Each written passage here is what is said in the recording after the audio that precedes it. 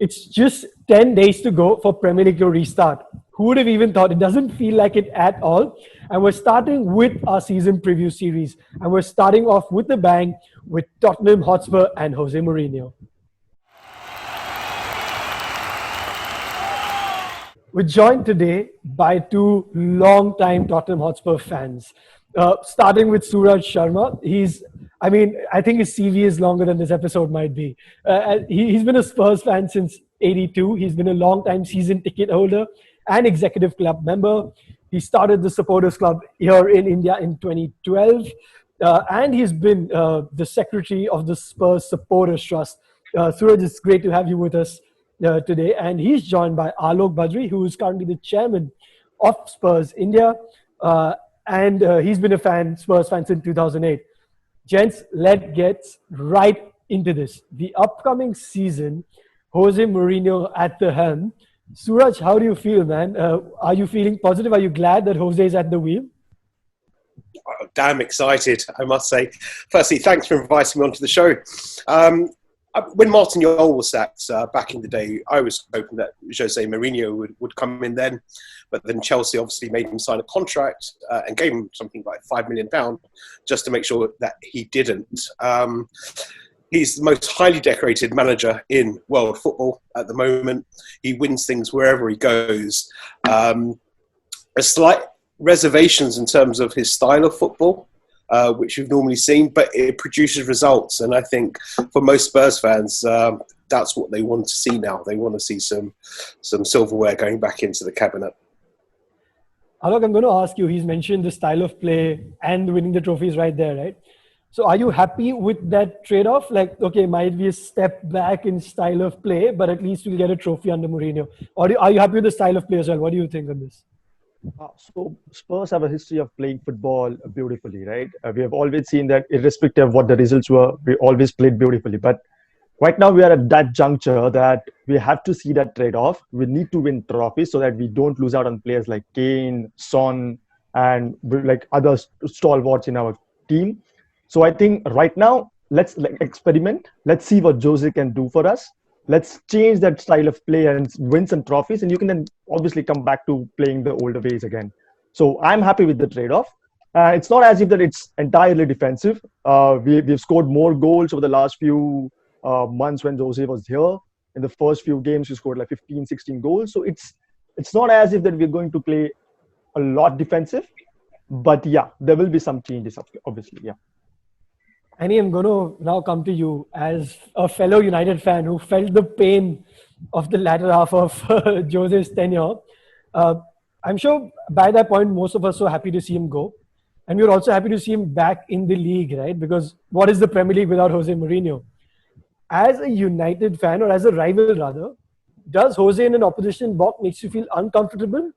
Or are you happy that he's just not at your club and you're happy to see him at Spurs? It's a little bit of both. I will say one thing for sure in the start.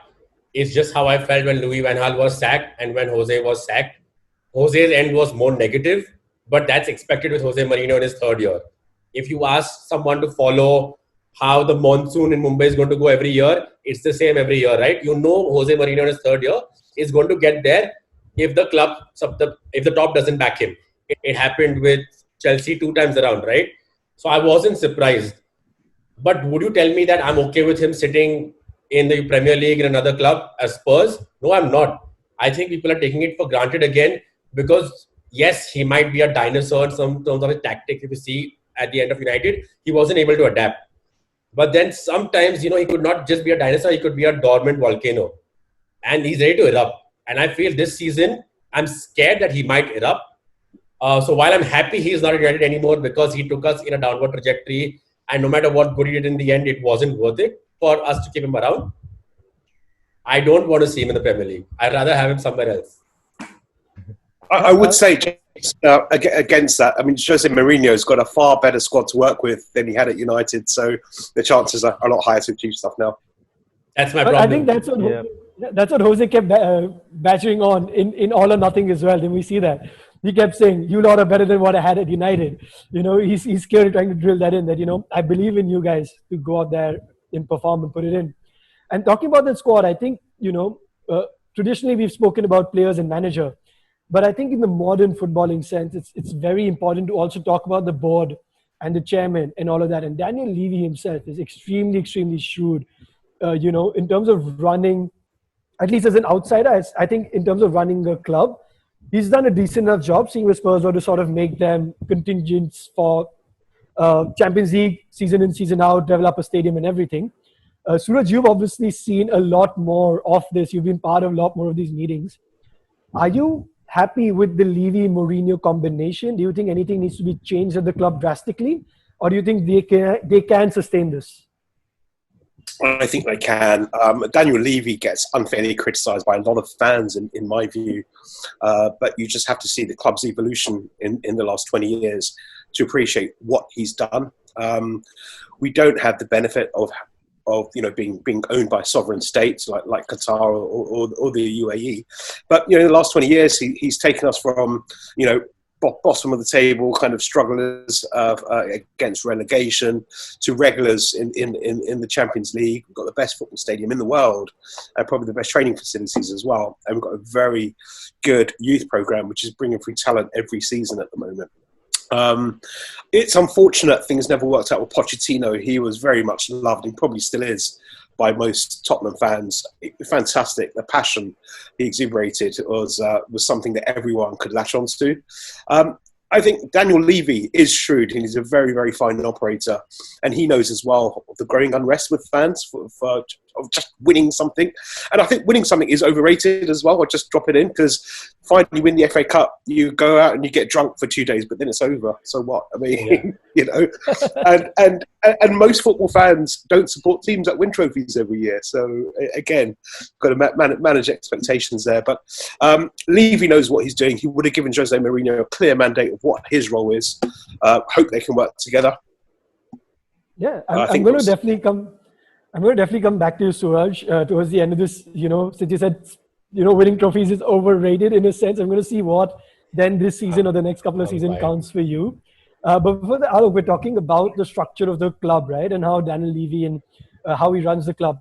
We've already seen a couple of really good signings, right? We've got Højbjerg in, you've got Doherty in, you've got Joe Hart in. All three really good utility signings. Might not be the big names, the Jadon Sanchos of the world, so to speak, but they're good positions to fill in. What do you think about the squad right now? How do you think they're going to shape up the season? You can give us a quick starting 11 or your starting 11. What position do you think still needs recruiting? Josh King, I think, is still being touted. So what in terms of you is a good squad? Yeah. So right now, the most important thing that we needed this time is to plug those holes. We did not have a good defensive midfielder. We did not have a good right back. We have covered those two places very quickly. Joe Hart is another very good signing, which basically covers our third goalkeeper. We never had that. Mostly Gazaniga is moving out, so Hart could be the second goalkeeper now. One thing that you could see common among all these three is like they have won trophies. They are very vocal in the squad. They are leaders in their squad. They have been leaders in their squad, respective squads. So that's what Mourinho is looking for. He wants leaders. He doesn't want people to be mentally weak during those 90 minutes on the pitch. So what I really feel is that right now we look like a very complete squad. We look like the 2016-17 squad that we had. It's very strong everywhere. Kane up front, you have Son, you have Lucas, who are now moved into a little bit of defensive role so that the right back can go ahead. And that's why we have signed Doherty, because now Doherty can go up. He's taken the most touches in the box for any the opposition box for any defensive player last season. So it's clear that Doherty is going to play up front with Lucas Moura covering for him at the back. And we might switch to 3 at the back in possession, with Davis coming to LCB and then Dyer and Alderweireld as the other two defenders. Son up front, we have Lo Celso, who's been running the show for us over the last few months. And one thing is, I think everyone's missing out on is how good is Ndombele. It didn't work out for us last season, but the reports came out yesterday with Fabrizio Romano. He actually featured in one of the Spurs podcasts yesterday, and he told us clearly there that Ndombele wants to stay. if the club wants him to stay, obviously Levy is not going to sell him for any loss. So he's going to stay. Mourinho might work out with him, and you may never know what kind of magic he performs on the pitch. So it looks pretty optimistic for me this time. Nice. That's actually something that I didn't know. I honestly saw Ndombele as a guaranteed leaver, but clearly, that's great insight. If Ndombele stays, this actually is a great squad, Annie. But as outsiders, just as an outsider review, obviously a club or a fan of a club goes into a season just optimistic. Any holes that you can see in the squad? For me, centre back is something that's lacking with only Alderweireld and Eric Dyer there. I was about What to are the tell holes you're you. picking?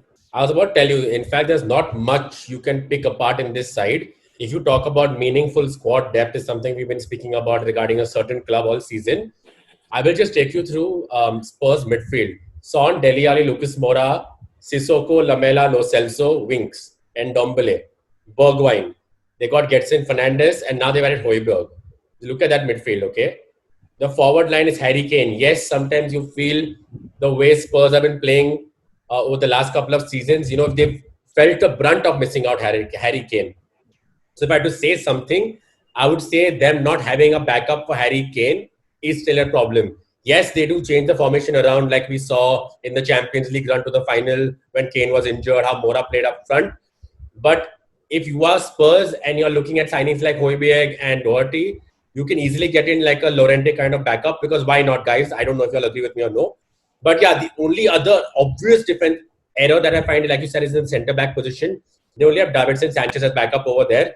And if you, let's say, switch out Davinson Sanchez and don't keep Davies in the team, Aurier's on his way out as per Romano's last tweet still.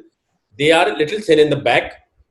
But that being said, Dyer will not be playing in the midfield like he was last season. I feel he will be playing a centre-back throughout. He was injury-prone last season. He's become much more fitter now. So I feel as an outsider, if you're looking at this squad and if you pick United, Spurs and Arsenal, the way they were struggling with lack of signings and thin squads, I feel if you're a Spurs fan over an Arsenal United fan, you'd feel much stronger about your chances of finishing in the top four as of now. Looking at the squad depth, looking at the players, and looking at how very well this is fitting into Jose's philosophy. Your Højbjerg and Doherty are Jose kind of players. You already know that. Yeah, Suraj, on that, Japhet Tanganga is one of our youth academy players who got his debut against Liverpool. Mourinho pit him against Liverpool, and he was absolutely amazing that day. He played right back, and he kept Mane in his pocket that entire game. So him coming back to that centre back position where we might play three in the back, and with the kind of games that we have in the first 2 months, we're almost playing 4 games every week. So I think we will see a lot of Tanganga in at least the Europa League games. Yeah, because Europa League is going to be very brutal for this squad. Yeah, I was going to come to that. There's times in the first 4 weeks where Spurs are playing 2 games in 48 hours twice, right? So obviously all of the squad depth will come into play, and these players will be put to the test then. I'm going to sort of now come towards, putting you guys on the spot a bit more now. And I'm going to start with Suraj, because again, I'm going to come back to the comment earlier. I'm going to put this. Okay, so what do you see this season as a fan? What do you want to see this season? How do you want to see Spurs, and how do you want to see Jose this season? I think it's like every other season. I want to see Spurs win. I want to see Spurs win well. I'd love a few more trips to Wembley. Missing the place now.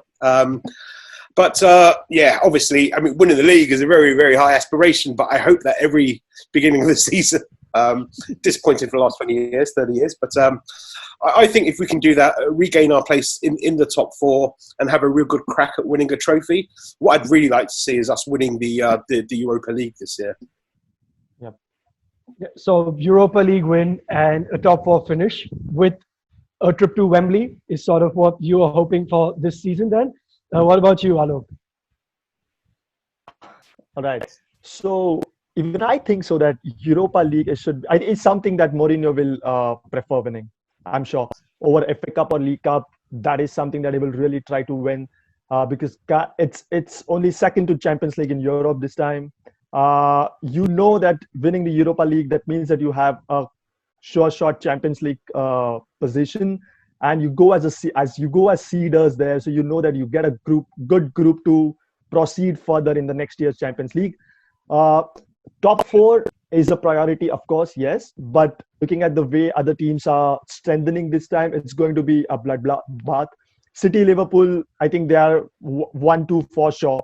We know, so there are like Chelsea, United, Arsenal, someone like Wolves coming up, and Everton, they are also strengthening. So there are about 6 teams fighting for those 2 spots. So it's going to be a bloodbath there. So I think we'll focus on Europa League more, go the way United did that season under Mourinho, and we'll try to win Europa League this time around. And I'm going to ask you. Yeah. If I may interrupt, I want to ask both of you guys, do you have any fear that Jose Mourinho could have a meltdown? Or do you all think he actually looks way more solid now and you all have faith in the guy? Would you give him a whole season even if things are not working out? Yeah, I will. I will surely give him. See, you have to understand that Daniel Levy has always liked Mourinho. He's always wanted to get him to Spurs. We always wondered that why Mourinho might not work at Spurs, because you always need good money behind him, right? But you see what's happening at Spurs right now is that Daniel Levy has told him that, okay, this is the budget. You have to work under this budget. Find your targets in this budget. And you can directly see he's not signing Thiago. He's not signing $40-50 million or pounds signings. He's looking for those particular players under that budget. So Mourinho is happy in this system, is this setup. He knows that he will be allowed more time here than any other club, because in every other club they spent money, they wanted success in 1 or 2 seasons. Here he doesn't have to worry about that. He knows he has time. So I would like to see Mourinho stay here for another 2-3 seasons for sure. Suraj, do you agree with that? I'd agree with that as well. It's always a bit hasty every time you lose a manager. You're restarting a 3-year plan. And Poch was great. It's unfortunate he's gone, but yeah, I think Mourinho will get the backing of the fans. Obviously, if he starts losing 10 games in a row, things can quickly change in the mood, and Daniel Levy might start getting a bit itchy. But I'd like to see him given the time now. He's got a great project, and maybe there's a criticism everywhere he's gone. He's been showered with money. You can buy the best team straight away. Here at Tottenham, he really has to show how good he is tactically and getting the right signings without just spraying money wildly everywhere. Yeah, Annie, I'm going to ask you, where do you think Spurs finish this season? Just your prediction on where Spurs finish in the Premier League this season. So as of today, which is the 3rd of September 2020, and looking at how everyone has shored up for now, Spurs not finishing in the top 4 honestly would be a bad one for them. I'm not saying that they spend the most money. In fact, I think they've been very shrewd with their signings. Like Alok mentioned, they know what the budget was. They know the squad they already have. Just look at that squad depth in midfield, right? So they have enough to work with. I would say that, like I already said earlier, over Arsenal and United right now, they have a better odds of finishing the top 4. We'll cover Chelsea in the Chelsea preview, because Chelsea have made more number of signings and on paper are a better team. But you never know, new individuals coming in, that many new players, things always go downhill. It can go downhill. So for me, I would see Spurs finishing in the top 4 for sure.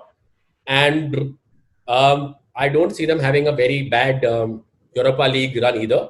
I do see them at least making it to the semis. All right. I personally think, so after Mourinho's taken over, Spurs have the fourth highest points in the league after Liverpool, City and United. They also have the 4th best goal difference. So clearly they've done well under Mourinho. But as we said, we'll have to cover Chelsea as well, who've shored up a lot. I see Spurs just about missing out on the top 4. I see the other 4 doing well.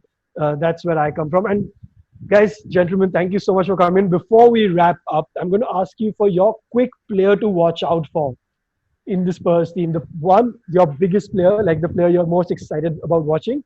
And your second, the sort of underrated player who you're looking forward to step it up this season. Come on, let's go. Suraj. Sure. As always, Harry Kane is fantastic. We've got a breadth of talent. Harry Kane scores so many. His son is so exciting to watch. But I think the one player who could see the biggest turn is probably Dele Alli in my reckoning. It's really time for him. As they showed on All or Nothing, it really is time to step up now and achieve his potential.